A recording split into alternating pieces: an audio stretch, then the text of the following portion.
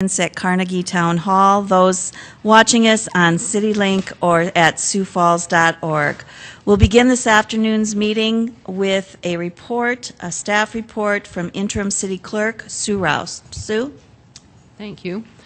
Two items to bring to your attention today.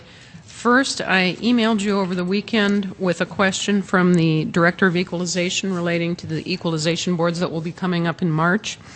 They asked if the City Council felt that you would be likely to accept a motion to lower the price on all appealed properties that have been sold within the past year to the sale price if the Director of Equalization believes that was a good sale. In the past, the Council has approved that, and it has shortened up the number of appeals you have to follow. So I just wanted to ask today, do you believe there will be any objections to that? No. Okay, that's what I needed to know. The second thing is, I was listening to the House in session, and I think the bill on voting centers is about 3 bills away from being heard. So I have somebody in the clerk's office who's listening right now to the debate and will email me as soon as we know if that bill passes, because it's really crucial that we be able to move ahead with the vote center plans. The election is 7 weeks from today. And I did place at each of your places a copy of the water bill insert and electric bill insert that we would intend to send out with March billings. This would reach 52,000 people. We've added the electric bills this year because those go more to people in apartments who don't necessarily get a water bill from the city. So this is step number 1 in informing the voters, assuming that we are able to go ahead with vote centers. There will be other things that we've planned on, press conferences, press releases, that sort of thing. But I just wanted you to be aware that this is the first item, and assuming that bill is approved this afternoon, we're ready to go ahead and order the printing of them. So that was all I had today. Any questions for Sue? If not, thank you. We'll now ask Councilor Erpenbach to give us a report on the Public Services Committee meeting, which was held last Monday, February 13th. Councilor? Thank you, Councilor Aguilar. I just, speaking again for Councilor Anderson, who will be just a little bit late with us this evening, Public Services Committee met last week, and our primary topic was the family daycare ordinance revisions. There will be some changes that look like they are really more advocating for the safety and welfare of children in the city, and we did move it to the full council, but we asked that there be an informational meeting presentation prior to the first reading of this particular item, and we will see that, I believe, early in April. So thank you. Thank you. Now, City Council open discussion. Does Councilor Rolfing? Yes, I think I probably need to report back to you a little bit about the urban agriculture. We've been meeting faithfully approximately every 2 weeks. We're getting closer and closer to a definition and an ordinance coming through for the land use, a sample definition, I guess a better way to put it, coming to the Land Use Committee on urban gardening or community gardens, and that's been going along very nicely, and we're looking forward to having that come through here, and then we'll be starting on the probably more difficult end of it, and that would be on the animal ordinances. So we'll look forward to a little more fun when we get into that. So it's coming along nicely, though. So will you bring the draft language to land use for the full committee we'll bring first, it to land and use then for some tweaking if it needs to be, and then from there to the full council. Okay, thank you. Any questions for Councilor Rolfing? Thank you very much. Councilor Brown. Actually, a question for Councilor Rolfing. When do you expect it to be before the full body? Any ideas?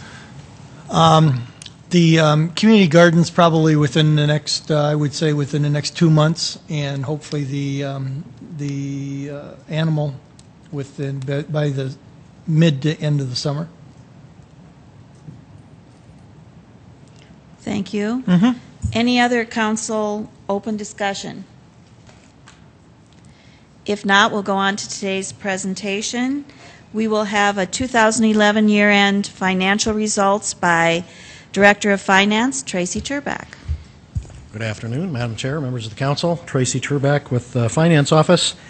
And as promised, I'm here today to present the 2011 financial results for the city. We are still undergoing our audit that's ongoing as we speak. So these results are preliminary. I do, however, anticipate that they are very, very close to final and should become the final audited information as that gets wrapped up next month. The presentation today, I've broken into four segments. The first piece is a review of economic indicators. I want to update you. It's been a month or so since I've been before you. With that, you'll see a lot of the same economic indicators that we talk about throughout the year, only they will be updated through the end of the calendar year. The next three segments of the presentation will cover the three most significant areas of the city's financial activities. The general fund being the first, we'll touch on revenues and expenditures for 2011, and I'll also talk about the unreserved fund balance in the general fund as well. The second significant area of the city's financial activities will be the capital program. Talk about the capital projects and touch on some of those that have been completed, as well as talking about the unobligated fund balance in the second penny sales tax fund. Lastly, I'll cover the enterprise funds and talk a little bit about the revenues and the cash flows in our 5 enterprise funds as well. Overall, I think you'll find the 2011 results as being very positive. I think there's a lot here to be pleased with. I think the council should be pleased, and the public as well should be pleased with a lot of the information that will be presented in the report, including an improving local economy. We continue to see the Sioux Falls economy to get better and better as each month goes on. I think we're seeing our city revenues strengthening. We've seen stronger growth in a number of our key revenues. We also have seen prudent financial management, I think, by our city department heads and their management staff. They've been, I think, doing a very commendable job in managing the money that's entrusted to them. And I certainly think that is notable and a reason to be pleased as well. We did end 2011 overall in a much stronger financial position than we began the year. We were in good shape to start the year and ended the year even better. So I think there are many good reasons to be optimistic as we head into the 2012 year. So let me start off with just updating you on some of the economic indicators. These are some of the same ones that we talk about throughout the year. The first being the Sioux Falls MSA unemployment. Again, this graph shows 2009, 2010, and 2011. You can see that the unemployment rate here in Sioux Falls has improved pretty much throughout the year. That's being the green line is the 2011 line, ending the year at 4.3% unemployment, which is an improvement of 0.6% from the end of 2010. So year over year, that's a key statistic did show improvement. In terms of the number of people working, I might point out that according to the South Dakota Department of Labor, at the end of 2011, we had 125,140 people employed in the Sioux Falls MSA, and that's an improvement of almost 3,000 people from a year prior in December. So that's certainly a key part of what makes this, I believe, a very positive report. The second economic indicator that we track very closely are the building permit values. Gives us a good indication of the level of construction activity. In this chart, this shows a 10-year history of building permit valuations issued by the city from 2002 through 2011. The blue segment of each bar represents the residential permits, and the red is the permits associated with non-residential or commercial-oriented construction activity. You can see that the numbers dropped off quite noticeably in 2009 and have stabilized right around that, just under the $300 million a year mark. So 2011, we did see an overall increase of about 2.9% in the value of building permits issued in comparison to 2010. The residential values were actually down slightly, offset by non-residential increases of more than 7%. So that's certainly a key indicator, and I think it shows our construction activity, particularly in the area of commercial construction, has picked up some steam over the past fiscal year. The final economic indicator that you're accustomed to seeing is our rolling 12-month growth rate on our sales tax collections. You can see that we ended the year with a 4.5% growth rate, and this again excludes those audit adjustments that the State Department of Revenue occasionally makes, and that compares with a rolling growth rate at the end of 2010 of 3.2%. So our sales tax, taxable sales activity has picked up from 3.2% in 2010 to 4.5% in 2011. So that's, again, certainly a positive in the overall economic picture. Now, turning to the general fund, I want to go through a few slides on general fund revenues. This bar graph, again, is a 10-year historical perspective of general fund revenues. You can see that as you would expect in a growing community like Sioux Falls, the bars have been growing for the past 10 years. The other thing this bar graph shows is the makeup of those total revenues. The blue segment of each bar represents the sales tax revenues in the general fund. The red represents the property tax revenue, so you can get a feel for how they relate to each other. They're pretty much equal in size, and then everything else, all other general fund revenues, makes up the green segment on the bar. Total revenues for 2011 came in at $118.9 million in our general fund. That is up about $3.5 million, or about 3% from 2010. So we saw certainly respectable growth in our overall general fund revenues. That's that $118.9 million last year represents $3.2 million, or about 3% over the final 2011 budget as well. So we exceeded our budget, and we saw growth in actual numbers from 2010 as well.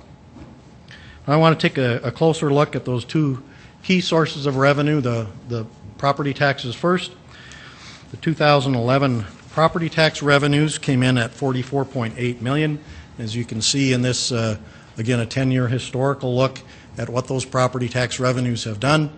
It's been a pretty steady march forward and upward in our property tax revenues, reflecting the growth in our property tax base, as well as you can see in some years where we are permitted an inflationary adjustment in our tax revenues.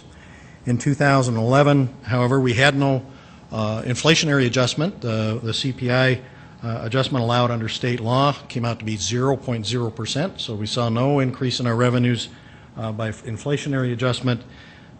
All of the growth was attributable to growth in the property tax base. Revenues in 2011 from property taxes were up $1.5 million, or about 3.5% over 2010. One thing to keep in mind when looking at property taxes is that it takes a couple years for new property to work through the system, for construction to be completed.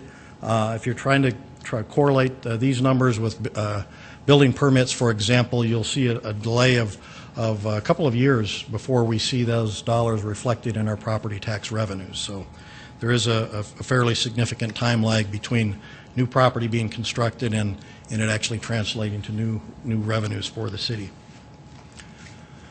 The second, of course, the second big piece of revenue for our city general fund is our first penny sales tax. Again, a 10-year historical perspective tells something of a story here. 2011 first penny revenues came in at $45.6 million, just slightly more than what we saw from property taxes. The $45.6 million for the year represents growth over 2010 of about $1.4 million, or about 3.2% over the prior year. So again, we saw favorable favorable growth there as well.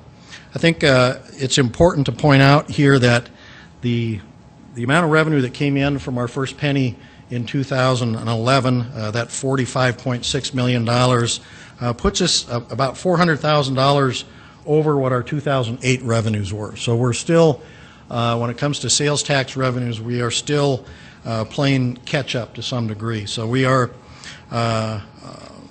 you can see where it dropped off in 2009, and we're now just in 2011 just caught back up with essentially where we were in 2008.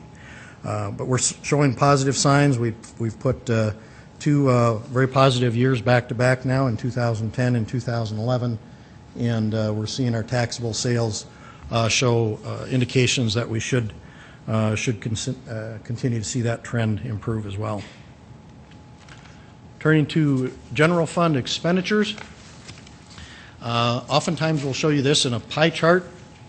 This is a little bit different take on the information, showing again a 10-year historical perspective on the general fund expenditures. Each one of those bars is comprised of different colors representing the functional area where those dollars were spent. Starting at the bottom of each segment, the blue portion represents the public safety, which would be our police and fire expenditures from the general fund, and you can see that clearly is consistently the largest single functional area where the city general fund dollars go. Above that is the red piece representing the streets, those operational dollars spent on the street system. The green is the culture and recreation, which would be our parks and recreation department and our library system, followed by the purple, which is our general government costs, and then health and urban and economic development spending account for the smallest piece up there on top, the orange segment. Total general fund expenditures for 2011 came in at $117 million. That's an increase over 2010 of about $2.2 million, or about 1.9% increase. So I think it's notable that our expenditures from the general fund increased about 1.9%. That's compared to revenue growth of about 3%. So that's a very noteworthy takeaway, I think, from this presentation, that our revenues in 2011 did grow faster than our expenditures, and that's certainly always a happy bit of news to be able to report. The $117 million in expenditures for 2011 is $4.9 million, or about 4% under what our final budget was for 2011. Each of our general fund departments did finish the year under budget. So again, that's certainly a positive takeaway for you folks. I again would commend all of those departments and management staff in those departments for exercising their prudent financial management to make that a reality. Now, of course, when we after revenues and expenditures, the kind of the bottom line, or the change to our bottom line, is reflected in our general fund balance. And on this slide, I've compared the 2010 results with the 2011 results. In 2010, we had revenues of about $115.3 million, with the expenditures of about $114.7, and so we had revenues in excess of expenditures in 2010 of about $600,000. So very nearly a break-even year in 2010. Looking at the most recent year, however, 2011, again, the revenue and expenditure numbers I just provided to you, the revenues exceeded expenditures by $1.7 million. You can see the growth rates in revenue of $3.5 million, or 3%, in comparison with the $2.3 million increase in the expenditure side, or about 2%. It's important to point out, too, that the original 2011 budget called for using about $4.2 million in general fund reserves. That's what was budgeted. And in fact, by the end of the year, due to that strong revenue growth and restrained spending, we actually put $1.7 million into our general fund unreserved fund balance. So that's actually $5.9 million better than what had been budgeted for 2011. Again, that's largely attributable to in general, two things. One, stronger than budgeted revenue growth, and then restrained spending on the part of all of our city departments. So walking through the change from the beginning of the year to the end of the year in our general fund reserves, or what we refer to as unreserved fund balance, we started the year at $41.7 million. Our revenues exceeded expenditures by about 1.7. Again, last year that was an excess of $600,000, so we improved our bottom line somewhat from last year in 2010. And that leaves us with ending unreserved fund balance at the end of 2011 of $43.4 million, or about 35.6% of our 2011 budget. So those are very solid results for our general fund for 2011. Leaves us in a very strong year-end financial position and well above the City Council's policy target of 25% of unreserved fund balance. Looking at our general fund balance on a more of a longer-term perspective, again, here's a 10-year historical perspective of the fund balance. The chart reflects the fund balance as a percent of budget. So even though the dollar amounts are shown there, the bars really indicate the percent of budget we ended the year with. You can see that it has fluctuated somewhere between that 25% policy target and up to right around the 35% level where we ended 2011. The kind of the low point in the last 10 years was just slightly above that 25% level in 2005. I think this chart tells somewhat of a story that the city has been very prudent in managing its general fund balance. It's been effectively managed throughout the recent economic downturn. In fact, we've been able to add money to our fund balance, even though in 2010 we put money in, but as a percent of budget it did shrink slightly because our budget is growing. So we will continue to manage that general fund reserve appropriately going forward, and I think that is certainly reflected in the 2012 budget, and I would expect that in the 2013 budget that will be forthcoming as well. So the second significant of the three areas of the general fund, or excuse me, the city's financial activity is the capital program. In 2011, there were 70 projects that were awarded. Their bids were awarded for 70 projects totaling approximately $56 million. We continued to see a pretty competitive bidding environment with an average of 5 bidders per project, and on average the low bid was 7% under estimate. So that's certainly another very positive takeaway, I think, from the presentation. Major capital improvements, of course, as you're well aware, included improvements to the sanitary sewer system, water plant upgrades, major project there, as well as some recreational improvements at the junior football complex, the River Greenway, and the Sherman Park complex. In terms of the financial performance in our second penny sales tax fund, which is our capital fund, we began the year with $8.4 million in unreserved fund balance in our second penny fund. Our revenues here also exceeded expenditures, largely because revenues came in higher than what had been anticipated in the original budget by about $2.4 million. That, along with a small change in our reserved fund balance in the capital program, gives us an ending fund balance in 2011 of $11.1 million. Now, of that unreserved fund balance at year end, there are projects that are not completed yet that were started in 2011, so we will carry forward some of those dollars, $7.1 million, to complete those projects in 2012. So that leaves us with an ending an ending unobligated fund balance in our capital fund of $4 million. The last significant area to cover is the enterprise funds. We do maintain 5 enterprise funds for the City of Sioux Falls. The water and water reclamation funds are by far the largest.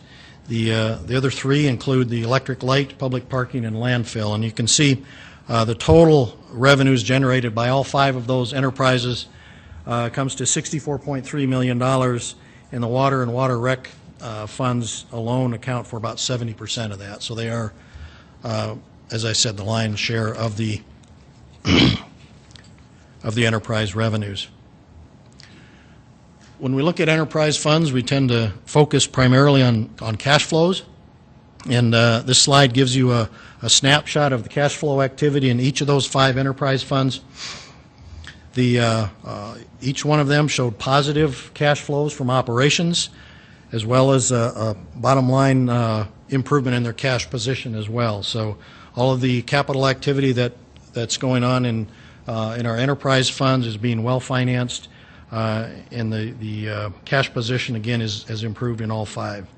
So those 5 operations are, as enterprises, are intended to be self-supporting. We set the rates at a level that will not only pay for the day-to-day operations of those utility services, but also provide for the ongoing capital improvements that are necessary and the debt service requirements. So all 5 of those enterprises are in solid financial condition and ended the year in a very good position. Just kind of a recap.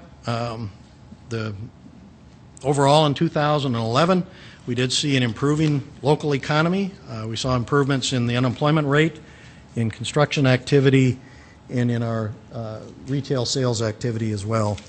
I think it's notable that the departments have all done an excellent job of delivering quality services and giving the taxpayers and the utility ratepayers an excellent value for the dollars that they do pay. We have leveraged our strong financial position. We've ended the year with a good solid reserve in our general fund, actually improving it some during the year. And we look forward to with a lot of optimism for 2012 and the years beyond. I think there's a lot of reasons to be optimistic. So with that, Madam Chair, I would entertain any questions. Councilor Brown. Thanks, Tracy. Really 3 areas: revenue, reserves, and cash. What I asked you about. On page 4, the bottom chart, general fund revenue. The other category takes up roughly $30 million. Maybe just a review of things like your fines, bond revenues. What else? Whoops, thank you.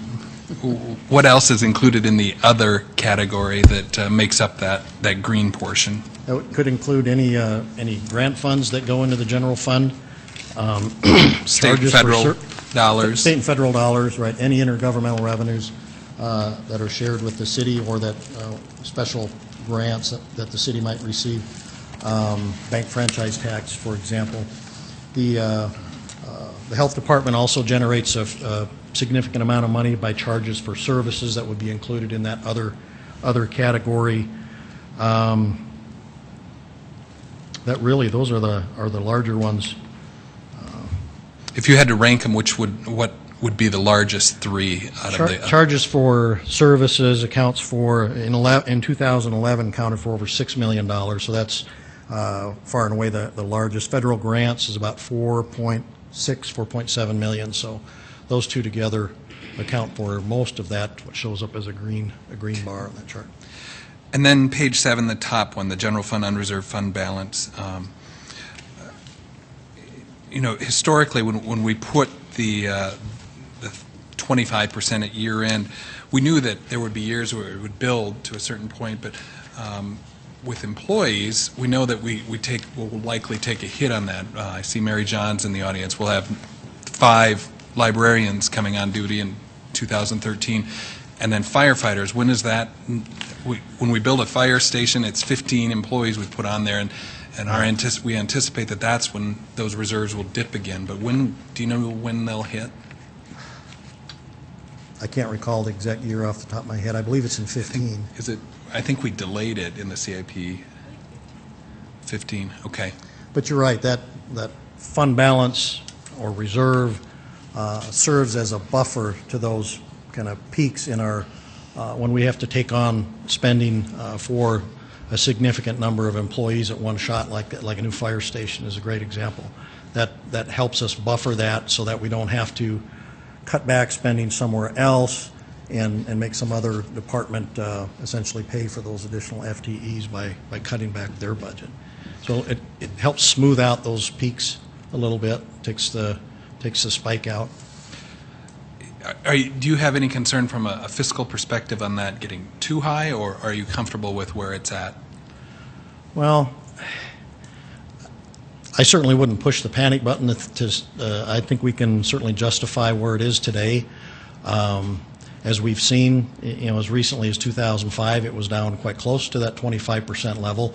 That may seem like a long time ago, but it doesn't take long to burn through a few $1 million in a budget the size of our city general fund budget. So we were blessed this past year with very dry November and December, and that could easily have made the difference of another $1.5 million or $2 million in our ending reserves.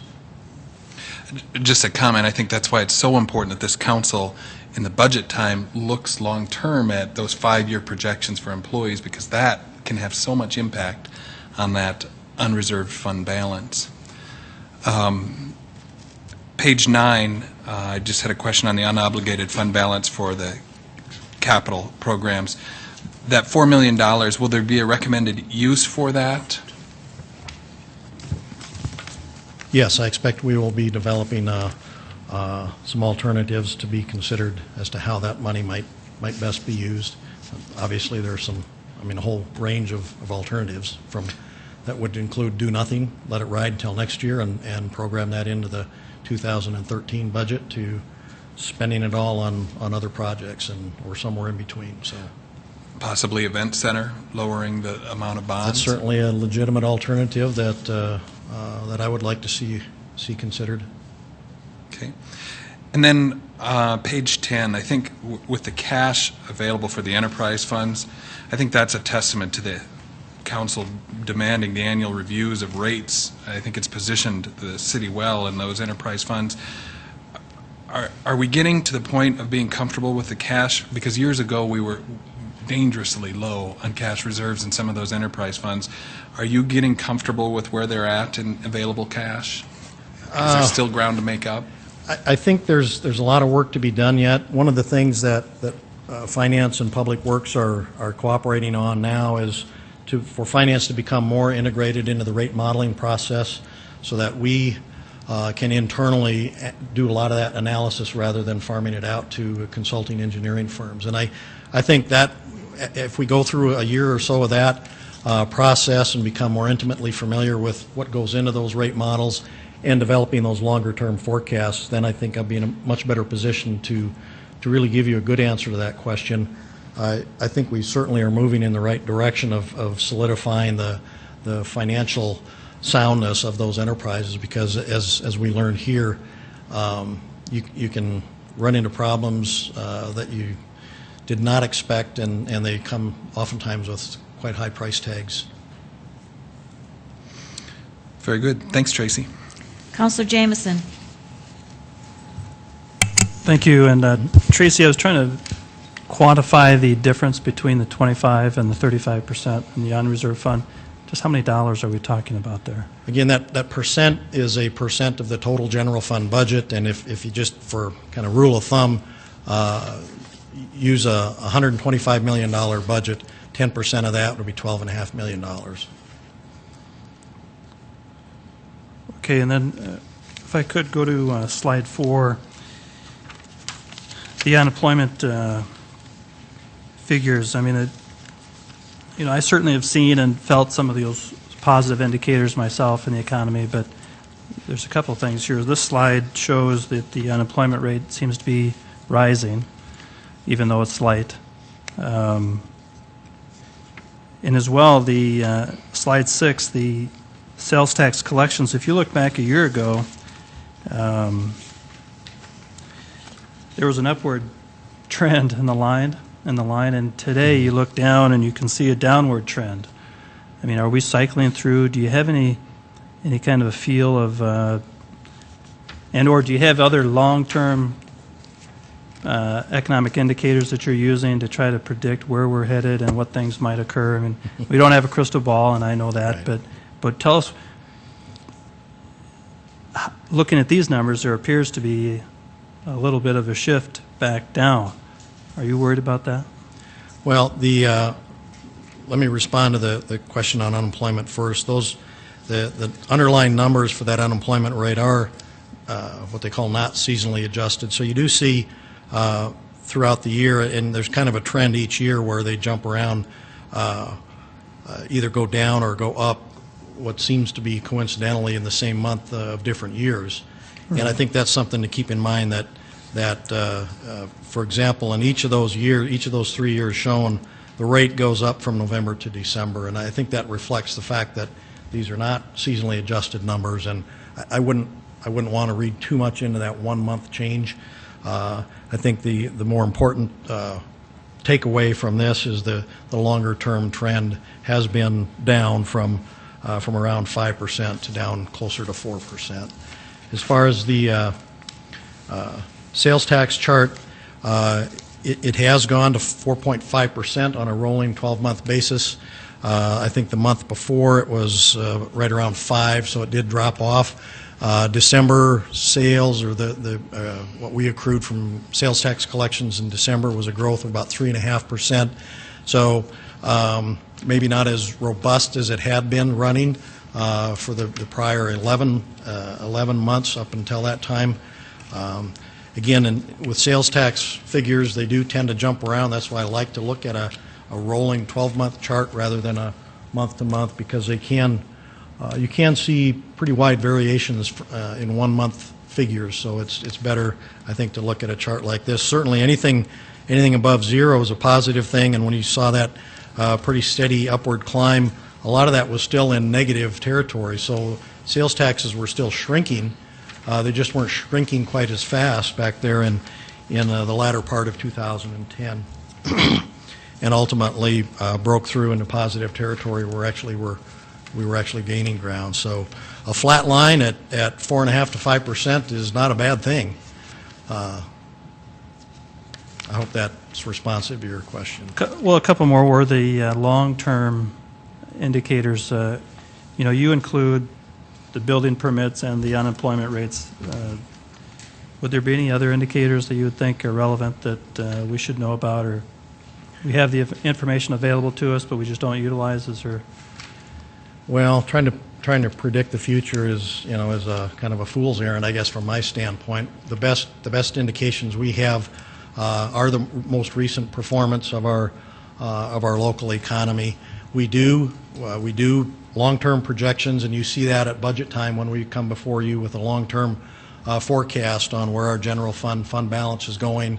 And we do have to make assumptions in doing that on how quickly or at what rate our personnel costs are going to grow, at what rate our operational costs are going to grow, at what rate our sales taxes and other revenue sources are going to grow. And so we do that, and it's really kind of a conglomeration of taking a lot of factors into account, these being some of them. What is the trend in the local economy? Are we seeing sales taxes increase, or are we seeing them a longer-term trend of them decreasing? The real reason I ask about that is because it won't be long and we'll be working on the next budget. And I think it was 11 we predicted, we used a 0% sales tax growth. Is that right? Is that what we used for 11? Or for 12? For 11? For the current year, we had forecast 3% growth. For 12. But for 11 we used 3 and we wound up, or for 11 we used 0 and we wound up 3 above is what it amounts to, is what I can gather. And so we're going to be trying to make that prediction again, and I'm just looking for as much information as we can. And I know Slater Barr and the Development Foundation uses a lot of information like this, and maybe there's a collaboration that we could occur just so we get closer to the mark. Not that we're that far off, but I know we've sat here in the past and struggled with that number, 0%, 3%, 4%. So anything you can do to help us get close to that number just builds confidence in us when we make that decision. That's all.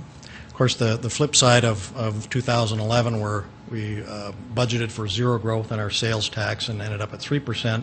You look at 2009, where I don't know what the growth budget it was, but it was above 0, and we ended up at almost 6 on the negative side. Mm-hmm. So there's an inherent risk in budgeting anytime you're budgeting, even only a year and a half in advance, and that, I think, just underscores the importance of maintaining good, sound fund balances to hedge that risk somewhat not only on the revenue side, but on the expenditure sides as well, and we have unanticipated expenditures. Thanks. Counselor Karski. Thank you. Tracy, on slide 16, page 8, however you want to look at it, you indicate that we had, on average, 7% below estimate on $56 million, which would be about $4 million, 3.9 if my math is right, if we figured on the total. Where does that money go? Is it available for other projects? Are we moving things up? What are we doing with that money? Typically, if it's a public works project, it would get, if it's needed in another project, it would get moved to another public works project. So sometimes what happens is one project is over, one's under, and those dollars get moved from one to the other. The bottom line, I guess, in the sales tax fund is the $4 million that's left is mostly attributable to the revenues coming in higher. There's certainly some savings in that. Some projects did come in under estimate that those are dollars that didn't get used elsewhere on other projects. But the majority of that unobligated balance in that fund is attributable to the higher than expected revenues. Okay, so that $4 million in the unobligated sales tax fund is from the 2011 capital program, is that? Right, that's They're in not our two second separate penny things. sales tax fund. Okay, they're not two separate things, okay. And by my math, I mean, I'm looking at the city having over $77 million in unreserved funds between all the enterprise funds, the unobligated sales tax, et cetera. Does that sound about right? Well, if you figure the overall city budget is $330 million, that's probably fairly close to the mark, I would say. Okay. Thank you. Counselor Anderson Jr. Tracy, slide 11, page 6, general fund expenditures. General government. What falls under general government? Okay. That would include, and I'll list them all off for you. Mayor, the mayor's budget, city attorney, human resources, city council, finance, facilities management, central services, and media services. Okay. And then on page 9, slide 17, you were showing here designated for 2011 capital carry forwards, 7.1 million. Could we get a list of those carry forwards? Sure. And in your monthly report, should be able to find those in the section where all the capital projects are listed. There is a column in this year-end report that says, or is titled carry forwards. Okay. So that would tell you which what dollars make up that 7.1 million.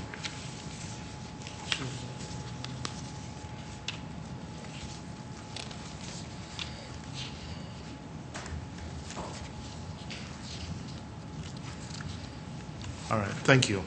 Anything else? Counselor Erpenbach. Thank you, Councilor Aguilar. First of all, a word of caution when Councilor Karski asks about all of the reserve funds all in one big pile. They're not. Let's be real careful that we don't think we've got this $77 million pot sitting out there waiting for us to spend. So they are very carefully divided for specific reasons. So just keep that in mind. And this report is very clear when it comes to those things.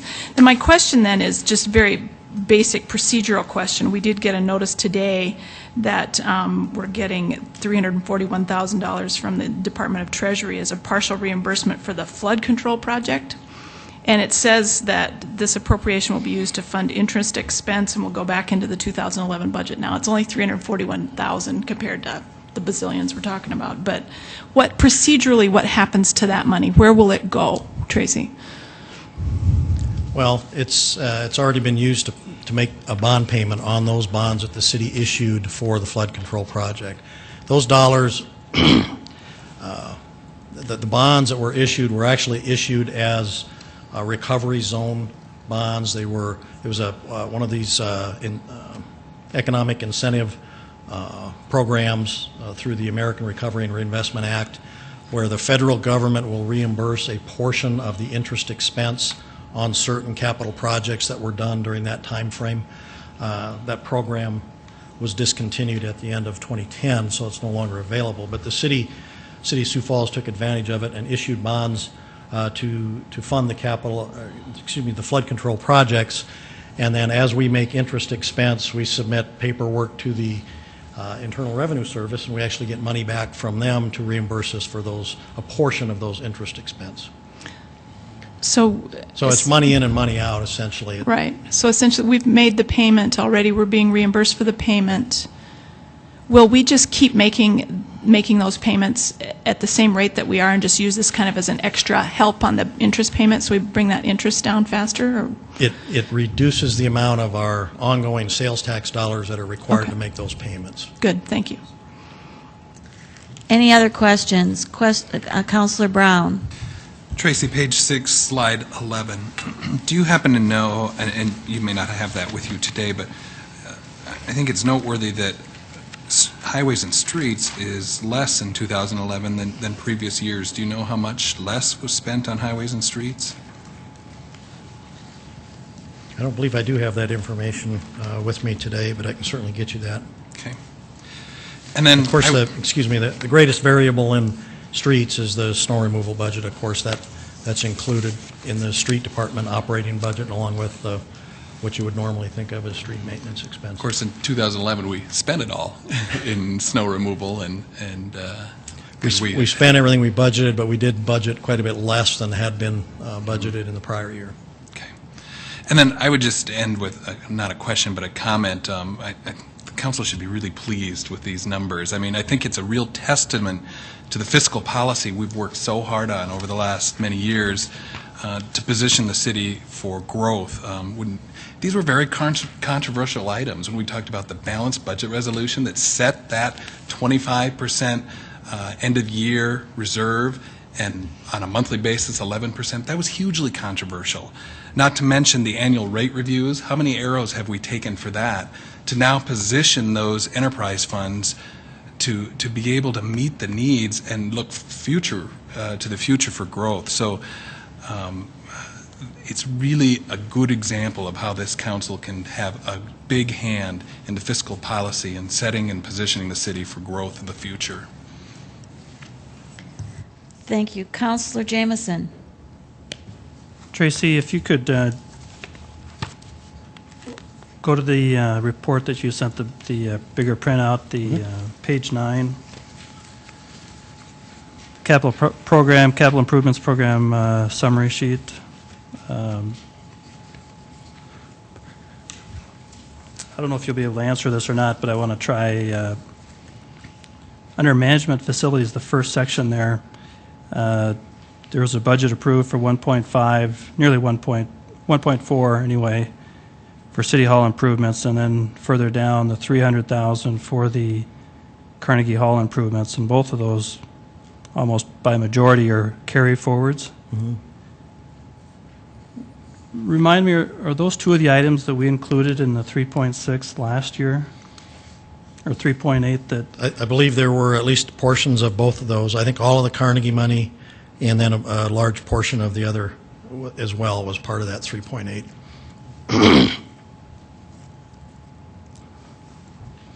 Well, these are projects that are, as I recall, the estimates on the Carnegie improvements, there was not sufficient budget in the 2011 budget to move forward, and the recommendation from the architectural firm was to wait until 2012 to proceed with that project. The other City Hall and City Hall Annex improvements, which was primarily improvements, upgrades to the heating and air conditioning system in City Hall, those are currently underway. So it took some time to design those projects and get them out to bid and get them moving forward, but they are moving forward. well, I would just like to add for discussion that last year we went through I went through a lot of angst. Maybe I shouldn't have, but I did. I'm not going to do that again this year. I'd like to approach it differently, and because I don't need that headache. But I mean, seems a little frustrating that this is an example of we lay out some priorities, and it was determined back then that these were heavy priorities for us to get done pronto, and they're not. And, again, we've got $4 million left over here in the CIP budget, which is exactly how they need to do it. They cannot spend over what they've been allocated. They'll wind up in all kinds of trouble if they do. So they've got to hold it down tight, and they keep it tight, and they're doing a great job. But every year we're going to wind up with this kind of a thing, $3-4 million at the end of the year that we've got to do something with. We collected it for a reason, and I think we probably ought to just get ahead of this a little bit. Some way, in some fashion, a policy or something that states how we handle this, because it's going to happen, and it's supposed to happen. It should, and it's right. But we need to have a mechanism, I think, established ahead of time on how to spend that money so that I don't lose a bunch of skin or sleep over the process, and we just do it in an orderly fashion. So I would urge us to maybe just spend some time, sometime, thinking about a mechanism to utilize these funds in the best fashion for the city. Councilor Brown. Sounds like a great topic for next fiscal committee, if the chair would so. Yes, set I it was to- just going to say before you raised your hand, sounds good for the fiscal committee, and so we'd ask that that be put on a future fiscal committee agenda. Thank you. Any other questions, comments, discussion items for Director Turback? If not, thank you very much. A reminder that we do have a joint Minnehaha County Sioux Falls City Council meeting at 5:30, and I would call on interim city clerk Sue Roust for an announcement before we adjourn. As I told you when the meeting started, the House was getting close to considering Senate Bill 58, which would allow vote centers, and I'm pleased to announce that the bill passed 64-1. It needed a 2/3 vote, and it got it. And so it's full speed ahead. We, in fact, have a staff meeting scheduled tomorrow morning to go over just exactly where we're at in election planning and what comes next, and this is a great load off my mind. Thank you. Good news for all. If there's no other business to come before this body, this meeting is adjourned.